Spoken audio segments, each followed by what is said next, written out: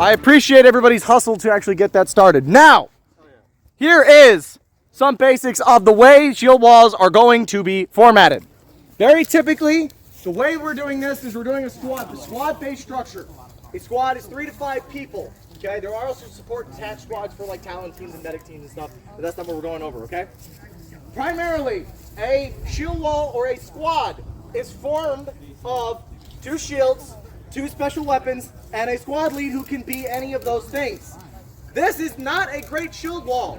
Can anybody tell me why? Because there's only shields in the shield wall. So, if you have anybody, archers, archers are a special weapon. Leading weapons, spears, and archers are those special weapons. Flex. Archers are going to be in the back. Close the rank, close rank. So, obviously your archers are going to be in the back. If you have people who have spears, your spears, generally, not always, are going to be somewhere in the middle. Now, that is up to the formation commander. A squad is 3 to 5 people. 3 to 5 squads is a platoon. Your platoon is always going to have a platoon commander who is not part of that structure. And today, that is Ronan. Ronan has done a lot of formation stuff. He is kind of our formation guy. I'm just going over the calls and stuff, okay? The most important thing to make a shield wall work is the fact that all of you know what the he is saying. Everybody knows what you are saying and what it means. A big thing that is important in a shield wall when you're actually trying hard to win. Here we're being more relaxed, it's not high stakes. But when you are seriously trying to win, be quiet and only say things that actually have to do with the tactics of the situation. You should be loud, you should be talking, you should be communicating, but you shouldn't be joking around because that's how nobody knows what the is going on and that's why everything gets confused and whatever. It's a lot more fun when you all are on the same page, okay? And winning is fun. Obviously today, joke around all you want, it's fine. We're not being serious here. And that's a big thing to remember. Sometimes you're serious, sometimes you're not, okay? So your spears are generally going to be in a middle position. You're always going to want your spears to be behind somebody because the spears can come through the line. The spears can go over your shield or under the shield or in between shields or whatever. Generally, if your platoon commander decides to put these spears on a side or both sides or whatever, if you're on this side, this is not where you want a spear because he has no defense. If you're on this side, he's gonna want to be behind his shield. I know not everybody here is right-handed, but most people are statistically. So you want these spears to always be covered by a shield. So being on the left of somebody means they're come forward, just you two, come forward, so we can demonstrate that. I said 2. It worked. Come here. It's fine. Perfectly fine. Okay. 1 second. I'm gonna move this so we can all see. But you can see here that Rodney, Mr. Spearman here, he is covered by this shield is defending him. This shield is defending him. Ideally, you two would actually swap because you would have to be covering another person. So this way, he's got a bigger shield, so he can cover himself, Rodney, and stuff. So that is generally the way you want to do this. So if you're on that side, he would not want to be immediately over here because he'd be exposed. If it was reversed, then he would be he would be on this side, and that would be that end of the formation. So he would be fine, he would be covered. But still, generally, you don't want them completely one person on the other side. They have less defense. You guys can go back in the line. So tell us, Steele, who goes on the very end? The very ends, most often, are your cleaving weapons and your larger pole arms. Because you can break in the sides of the formation, and they have a lot more range to be able to sweep in and get shields and damage shields and bring in the formation. Generally, you want the strongest squad with the most armor points and the best fighters in the center. Strengthen your center, and your ends are your offense. Defensive center, offensive ends to break in and wrap around the formation. Tactics is not entirely what we are covering here. That is a big part of this, but we're going over kind of the basics so you guys can understand what's going on. your platoon commander might make you do different things that are flexible. For example, maybe you're going up against a force, and the way they're formatted, it's really good to put all your cleaving weapons on one side. Or because of the terrain, you want all the strong people on the left side or whatever. Though that is always going to dictate however things are going to be. It's not universal, but there's a general premise to it. As you heard, that is the primary order to call your formation is formation shape, shield wall, form on me, or on someone, or on something. So it's entirely possible somebody would go shield wall form on that tree facing me, or something like that. Usually it's on me, and that person would be the center. The person who's calling the formation is then the person who is in charge of the formation if it is being called in general. The important thing that's calling out is calling out enemies and arrows and things. You don't call out orders. And that's very important because if you're trying to call shield wall form, fall back, advance charge, and he's trying to make everybody do a more interesting maneuver to win the battle, y'all are all going to go separate directions and just everything's going to fall apart and nothing's going to happen. You're just going to die. Breaking your line is a big problem. Now, it's very important that you understand these orders, and I'll go over these terms, okay? First things first. You are in a rank, okay? You're in a rank system right now. There are a couple different ways to format this.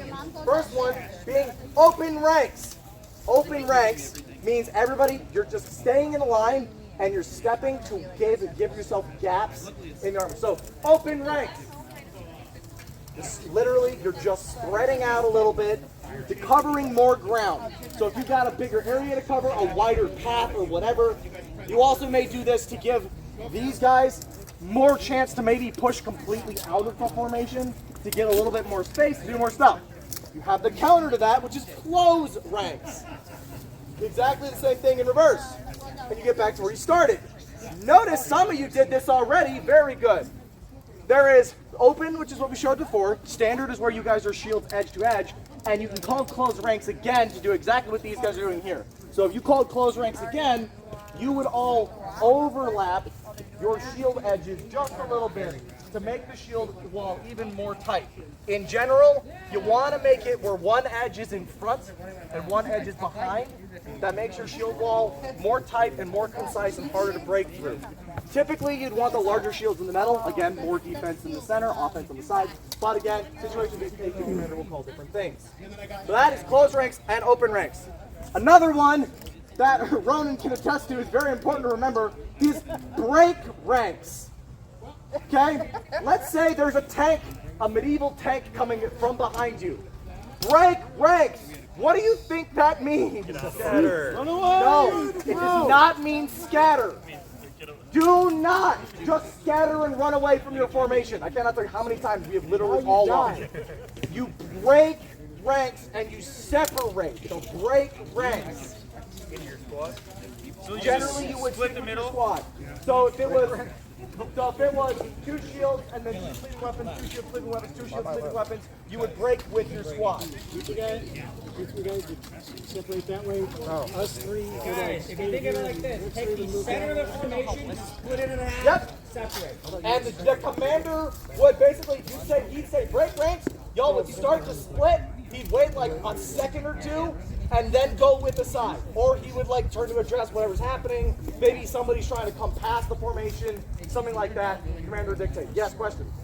Just so you guys look at who you are right now, okay?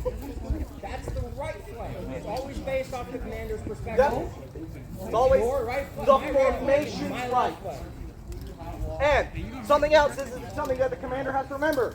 If I'm the commander for this contest, and I say their right side is weak, that means this side. Because when I'm saying right, I'm saying our right, their side, our right. And that happened multiple times. There was confusion. If I'm saying their right side is weak, right side press, that's over there, okay? It always has to do with our side. Always your perspective. Now, close ranks is the same. It just brings the formation back to the center. Now again, we don't have enough people to do the squads properly, but Tim, if you would be like here, and then like we have an archer would maybe be your guys' thing, but archer would be a bit further back, and then it'd be 2 shields and then the weapons behind. A squad leader may also jump in and be a 3rd shield. So hypothetically, if you have a 3rd shield, it would be like shield, cleave, shield, cleave, shield. Generally, there's a couple different ways to format squads, and that's also determined by your platoon leader and your squad leader. Now, charge is extremely misunderstood. Everybody thinks from watching movies that if you're going forward that is a charge. No, it is not. Advancing is way more important than a charge. There are 2 primary kinds of advances, okay? And the command is just advance and then a type of movement. There's 2 kinds. There is a set number of paces. Sorry, there's 3 kinds, sorry about that. There's a set number of paces. So, advance, 3 paces. Very good, very good. Move the camera a little bit so we can still get all of this. Awesome. Okay, so there's that. Now, there is also a command that is the exact same thing as advance, but it's slightly different, okay? It is not retreat. There is a, you can say advance to the rear, this one is a little bit option, but something that's a little quicker to say is fall. Standing for fall back, okay? But fall, quick and easy. Fall 3 paces. Go right back to where you were. There you go. Now that one, some commanders might use a couple different terms, but that is in general what that term means. There is also advance counted, or advance, a called number of paces. Now, the way they are called is completely up to the commander. It is just a rhythmic basis for your steps. So, you call advance. Advance on your left. Step. 1, 1, 1, 1. Good. Now, you did okay, but the center started moving, and then the left and right side slowly caught up, and you guys created a little horseshoe. You don't want to do that unless you're being ordered to change the shape. When your formation bows like that, the other formation, if I have a commander who knows what they're doing, would press in the sides and push you in and start to encircle you. That is not good. You guys know when you bend something, how the edges get weak? Same principle. When you're bending, it is now harder here. You guys just like curve, literally just curve yourselves. Okay? He is more exposed now. Both of you are more exposed now. It opens up more attacking information. You guys actually did that well enough I couldn't even go and give you an example. But in general, if you're not keeping your lines, you're weakening yourself. Curves, like it's not a good thing to do, and you can apply pressure to it in a way that can break the formation. You guys come back now. So that's your number of paces. Now, some commanders might call your things in a number count. They might call on your left. They might call the Spartan hoo sound. Whatever, that doesn't matter. It's more of a rhythmic pace for you guys to know how many steps you're calling, and that can also be done as a fall, okay? Now, don't move. Then there's obviously charge, which is a command. The big thing that everybody primarily messes up is somebody will call charge, and it'll literally be one person calls charge. Dylan, come here. Just run at me. Ah! And he's dead. And guess what? You just lost a man, and you have a hole in your formation. And that's bad. And that happens so much. Don't do that. First of all, that's why you don't call orders unless you're the commander. If you call charge, and he hears you and decides to run, you guys just kill yourself. And that doesn't help anybody. So, if the commander calls charge, don't actually do this, you all would need to immediately run together. You need to go together. And the biggest thing, you don't worry about how fast you are running. You worry about how fast the guys to your left and right are running. And you always need to keep in mind, where is the commander, and try to stay in line with him. Your speed is not the part, is important, but the more familiar you are with each other, the more comfortable you're going to be running faster as you know each other.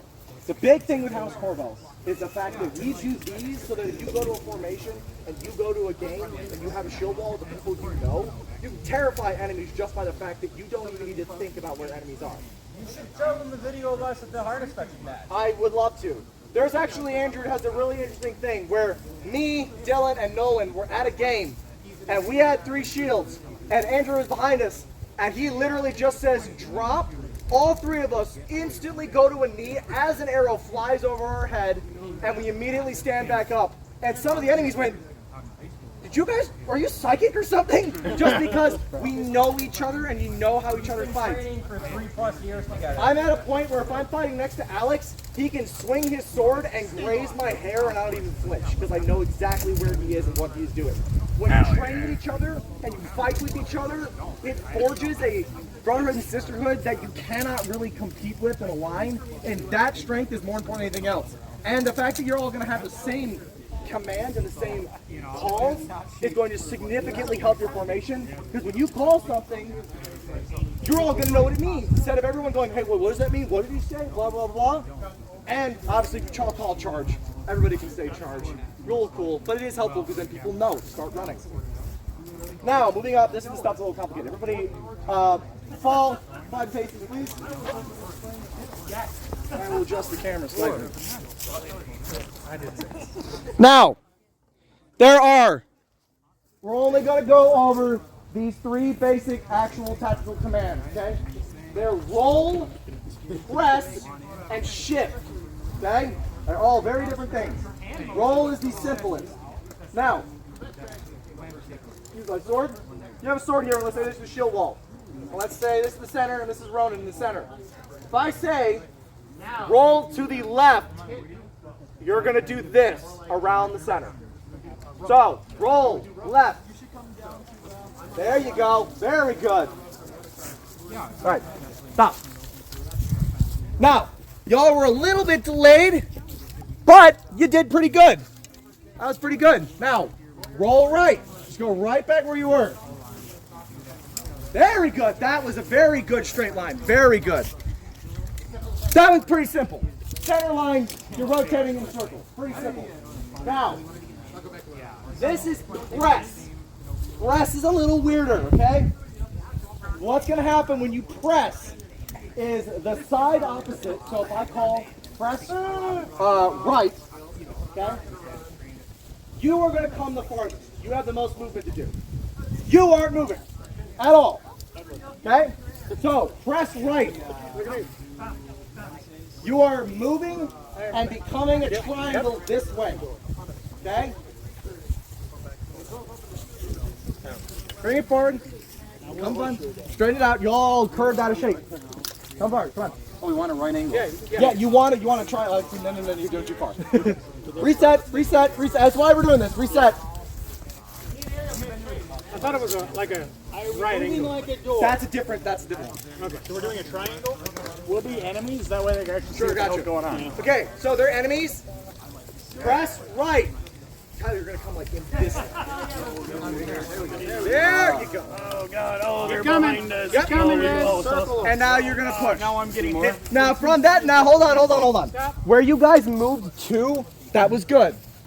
Then everything after that was good. It was great. It just wasn't part of the formation. But you did a good job. That is what you're supposed to do. So when you said press right, where we moved. When you guys were back at that angle, that's what you're supposed to do. Okay. Yep. Yes, that's a Always press. stay in a line. Yes. When you start making a curve, Yeah. that's when they'll blow through you. Yep, it's when, and curves inward are super strong. Like right here, when they're bent like this is even harder, because now I'm at a disadvantage, because they can all attack me, and they can all attack me, and I'm screwed. Curves outward are when they're bad. And that's a press. So now what would happen is he would call a side of a formation to advance, in this case the right side, because you can do that. Right side advance. Right side, advance. And now you guys would push them, and let's pretend there's a bridge right here. Oh no, they're pressed against a wall and surrounded. That's not good. All right, reset back into a line, please. Very good. That's what I would say. Left side, advance. Kill them. Yep. All right. Then we tie. Now here's the simplest one. Murder is illegal. Killing. Shift right. You're going to stay facing me and just step that way. Shift right. That's the whole line. Everybody. Do we want to keep our shields touching? Depends. Depends on what formation set you're at. If you're at open ranks, then you want to keep that same spacing. If you're at standard, then you want to keep just a little bit next to each other. And if you're at close, you want to have them overlapping still. You don't want to accordion when you move. You want to stay in the same spacing. shift right, shift left is literally just this. Obviously, the person on either end would kind of be like, hey, there's not like a rattle or something. Like a rock. Ah, it's a clip. Yeah, that's what you generally do. All right, there are your movements. Now, the last couple things is we have formation shapes, and all of the commands that we just went over have equivalents for these formation shapes. They're a little shaped a little bit different. But first thing we're going to do, this is the wall, shield wall, standard shield wall, okay? Next one we're going to do is we're going to do a wedge. Now, do you guys think it is better to have your wedge shape be pushed out from the middle or back from the sides? Middle back. You want the middle. That's a D. Yeah. You want to push the center. Your center is the defensive strong point. So you want, when you're converting to a wedge, you, Justin, and Tyler, you're staying in the same place. The center is pushing into the enemy. You're driving a wedge into the enemy. You're driving a blade into the enemy. You can't stab with these, but pretend you can. That is what you're doing. You're Make it an arrowhead shape. We're gonna retreat our corners and let them encircle us. No. This is generally formation you do just before a charge. This is literally, you just call a wedge formation. You call wedge formation. Wedge formation! Come forward. Do you want them to fall back or us to move No, forward? they need to stay in the same position. Center line comes forward. And you guys want to stay in a straight line with this point. Want to stay in a straight line. He's not moving. And the far corner goes. Yeah, we just have a shorter. Yeah. There you go. And you guys did good. Yep, that's what you do. Now, obviously, we have a few more people on this side, but it's fine. The principle remains the same. That's what you do. And obviously, your commander can kind of dictate how aggressive you want that formation to be. Obviously, there is a point where you become a column, and then that's completely different. But we're going over like wall formation. Okay? Now, reset, shield wall. There you go. Now, theoretically, in a battle, your commander, he would call a reform shield wall, and you wouldn't, the center wouldn't reverse, the sides would come back in to remake the wall. But I was telling you guys to reset, and you guys did fine. You never want, unless you are specifically being told to fall, you're never giving ground. If you're changing formation, it is always the people, you never have people going back. You always have people coming forward, unless specifically the commander says otherwise. All right, last one we're gonna do. Tim, can you step this way just a little bit, please? Thank you. Last one, well not last one, is a V, which is the exact same thing, but now the center is staying put and the sides are coming out. This is kind of like your L formation, but it's basically just an angle. So you just call reform V, and the center would stay put, and the sides would come in and out. Yes, and this would be specifically if you were fighting a smaller numbered force. You're trying to like get them from different sides, and then you could do your press and your shift, anything like that. And notice this is pretty much, if you did your L formation, the only difference would be, literally, the way you get to an L formation is through a press. That is an L formation, which would be equivalent of you guys say put 3 because of children. And that's pretty much it. That is the basis of the formation training. And biggest thing, know what these terms mean. Feel free to ask. And listen to what the commander says. Because the commander might tell you to do something that's against the grain of the standard. But we aren't the kind of people to be like, no, you didn't follow the doctrine. No, we're not. There's a baseline so everybody's on the same page. And then the commander, who is 9 times out of 10, way more experienced than all of you guys are with formation training, is going to be able to make the tactical decisions from there. Does anybody have any questions? Are we going to get a degree for this? No, specifically you are not. Everybody else is. Two small teams against Do we level up? practices. You're going to be doing an actual game mode that is going to involve that. Are we able to officiate marriages better? No.